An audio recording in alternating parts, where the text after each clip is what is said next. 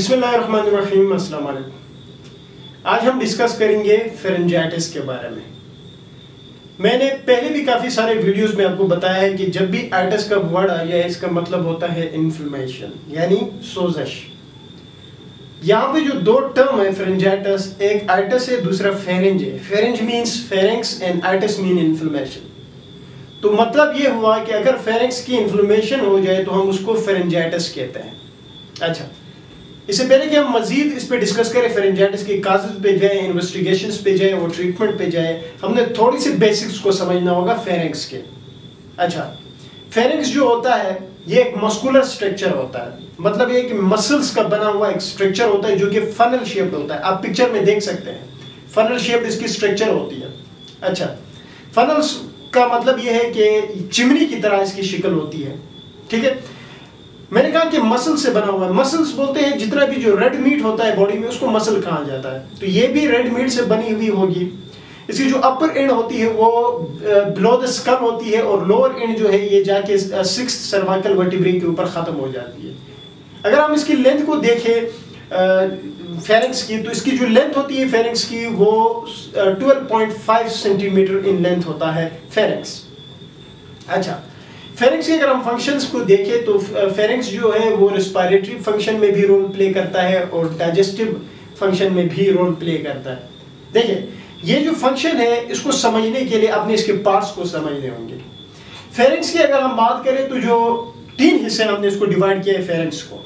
पहला हिस्सा जो नेजल कैविटी है आपकी, उस नेजल कैविटी के जो पीछे एरिया जहां से फेरेंक्स स्टार्ट हो जाता है उसको हम नेजोफेरेंक्स कहते हैं। इसी तरह ओरल कैविटी है तो ओरल कैविटी के पीछे जहां से फेरेंक्स स्टार्ट हो जाता है हम उसको ओरोफेरेंक्स कहते हैं। इसी तरह लेरिंग्स है तो लेरिंग्स के पीछे से जो फेरेंक्स स्टार्ट होता है उसको हम लेरेंजियल फेरेंक्स या लेरिंगियोफेरेंक्स कहते हैं। ये तीन हिस्से हैं फेरेंक्स के। अच्छा, अब अगर ओरल कैविटी की हम बात करते हैं तो नेजल कैविटी की अगर हम बात करते हैं तो नेजल कैविटी से जब एयर इंटर हो जाती है नेजल कैविटी से, तो ये इंटर होने के बाद ये आ जाती है नेजोफेरेंक्स के अंदर, और नेजोफेरेंक्स में जो ही इंटर होती है वहां से फिर नीचे आके रेस्पिरेटरी ट्रैक्ट में ये ट्रेवल कर रही होती है। तो एक इसका मेन फंक्शन जो है रेस्पिरेटरी फंक्शन में वो कुछ रोल इसका इस तरह से। दूसरा डाइजेस्टिव फंक्शन की अगर हम बात करें तो जो ओरल कैविटी है वहां से फूड जो है वो इंटर हो जाएगा इनटू द ओरोफेरेंक्स, पीछे ओरोफेरेंक्स में जाएगा और फिर ओरोफेरेंक्स से नीचे जो है वो डाइजेस्टिव सिस्टम के अंदर जाएगा। डाइजेस्टिव जो ट्रैक है एसोफेगस स्टमक, वहां से फिर नीचे जाके डाइजेशन हो जाएगी। ये इसकी डुअल फंक्शन का जो मेन बातें थी वो कुछ इस तरह से। ये तो कुछ बेसिक्स हो गई फेरेंक्स की। अब आते हैं हम अपने मेन टॉपिक पे, दैट इज फेरेंजाइटिस। मैंने डिफिनीशन कुछ यूं की कि अगर फेरेंक्स की इन्फ्लेमेशन हो जाए तो हम उसको फेरेंजाइटिस कहते हैं। जो फेरेंक्स है, फेरेंजाइटिस है, उसकी अगर हम काजेस की बात करें तो कुछ एक बैक्टीरिया है जो उसकी एज अ काजेटिव एजेंट एक करते हैं और कुछ एक वायरसेस है।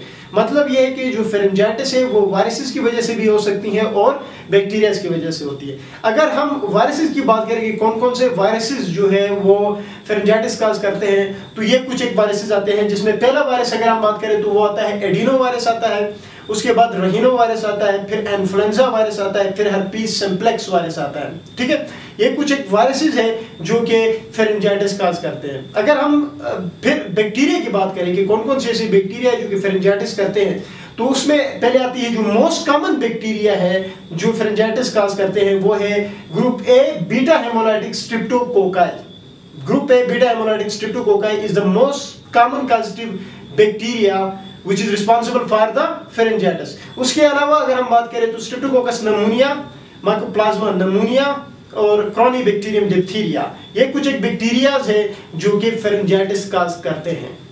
ठीक है, ये तो हो गई कि फेरेंजाइटिस की काजेस क्या है। Clinical presentations of the pharyngitis के क्या क्या प्रेजेंटेशंस होंगे, क्या क्लिनिकल साइन एंड सिम्टम्स होते हैं फेरेंजाइटिस के।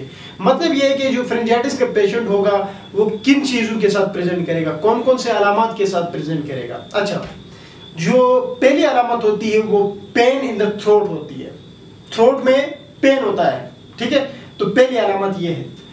और अगर हम बात करें माइल्ड फेरेंजाइटिस और सीवियर फेरेंजाइटिस में फर्क की, तो जो पेन इन द थ्रोट है वो माइल्ड फेरेंजाइटिस में माइल्ड पेन होता है, जबकि सीवियर फेरेंजाइटिस में सीवियर किस्म का थ्रोट पेन होता है। उसके अलावा जो सिम्टम्स है, जो क्लिनिकल प्रेजेंटेशंस है, वो है फीवर, ठीक है। दूसरी जो प्रेजेंटेशन है वो फीवर है। अगर हम माइल्ड केस की बात करें तो ये जो फीवर है वो माइल्ड होता है, मींस कि लो ग्रेड फीवर होगा। लेकिन अगर हम बात करें सीवियर फेरिंजाइटिस की तो यहाँ पे जो फीवर होता है वो हाई ग्रेड फीवर होता है, ठीक है। इसके अलावा तीसरा जो सिम्टम है वो है ईयर एक, मतलब कान में दर्द का होना। अगर माइल्ड फेरिंजाइटिस है तो उस वक्त ये जो ईयर एक है वो माइल्ड होगा, और अगर सीवियर है तो सीवियर किस्म का ईयर एक होगा। अच्छा, ये दोनों, ये जो तीन जो मैंने प्रेजेंटेशंस आपको बताई, फीवर, थ्रोट पेन और ईयर एक, ये दोनों जो टाइप्स है फेरिंजाइटिस की, यानी माइल्ड और सीवियर, इन दोनों में होता है। फर्क ये है कि एक में हाई ग्रेड है तो दूसरे में लो ग्रेड है। लेकिन एक प्रेजेंटेशन जो सिर्फ सीवियर केसेस में होता है फेरिंजाइटिस के, जबकि माइल्ड केसेस में नहीं होता, वो है सर्वाइकल लिम्फेडेनोपैथी। सर्वाइकल लिम्फेडेनोपैथी जो है, मतलब ये है कि जो नेक के लिम्फ नोड्स है उनकी जो इनलार्जमेंट है वो सिर्फ के सिर्फ जो सीवियर फेरिंजाइटिस है उसमें होता है, जबकि माइल्ड फेरिंजाइटिस में नहीं होता। ये कुछ एक प्रेजेंटेशंस हैं फेरिंजाइटिस की। अच्छा, इससे पहले कि हम इन्वेस्टिगेशंस पे जाए, एक चीज मैं आपको बताता जाऊं कि अमूमन जो सिनेरियोस टाइप क्वेश्चंस आते हैं जिसमें आपको कहा जाएगा कि इतने एज का पेशेंट है, वो इस तरह से आपको प्रेजेंट करता है, तो बताए आपका क्या डायग्नोसिस है, क्योंकि ये मेडिकल फील्ड से रिलेटेड ये क्वेश्चन बन जाता है सिनेरियोस का। तो वहाँ पे दो तीन चीज़ों का आपने बड़ा ख्याल रखना है, जिससे आप पिक करोगे कि ये बात जो कर रहा है एग्जामिनर वो जो है फेरिंजाइटिस की बात कर रहा है। तो उसमें पहली चीज़ आपने देखनी है वो है हाई ग्रेड फीवर, ठीक है।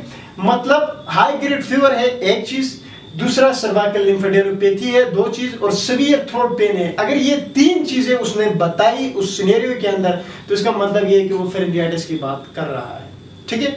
एक जनरल सी बात थी जो कि मेडिकल स्टूडेंट्स के लिए इंपॉर्टेंट है।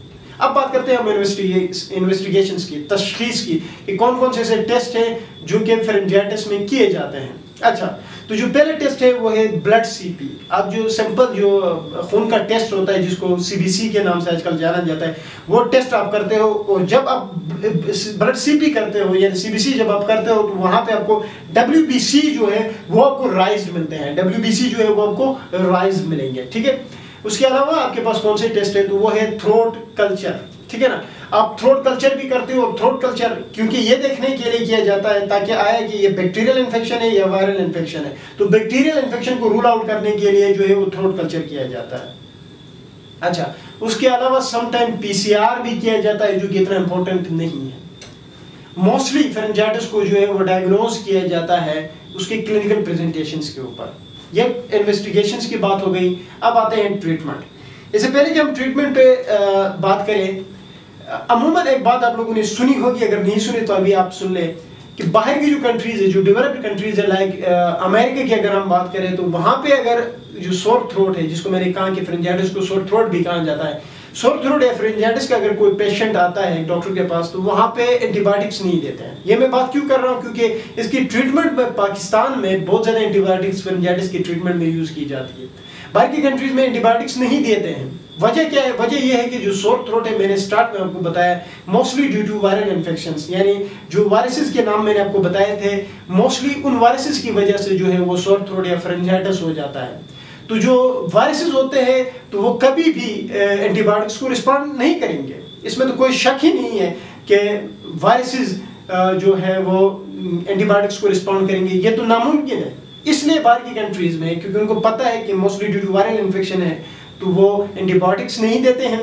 कुछ एक एंटीपायरेटिक्स और एंटी एनाल्जेसिक्स देते हैं, जिससे उनका पेन और जो फीवर है वो कम हो जाता है, और जो सोर थ्रोट है वो कुछ दिन के बाद सेल्फ लिमिटिंग होता है, खुद ब खुद ठीक हो जाता है। एंटीबायोटिक्स क्यों नहीं देते, इसमें मैं आखिर में अब बात करते हैं हम ट्रीटमेंट के ऊपर कि इसकी ट्रीटमेंट क्या क्या है। देखिए, सबसे पहले बेस्ट ट्रीटमेंट ऑप्शन ये है कि आप बेड रेस्ट करवाएं।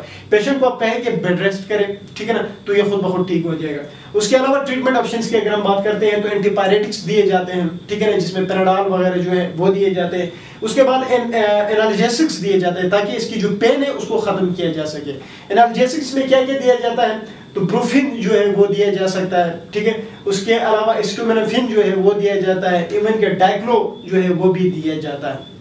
तो ये आ गई इसकी ट्रीटमेंट।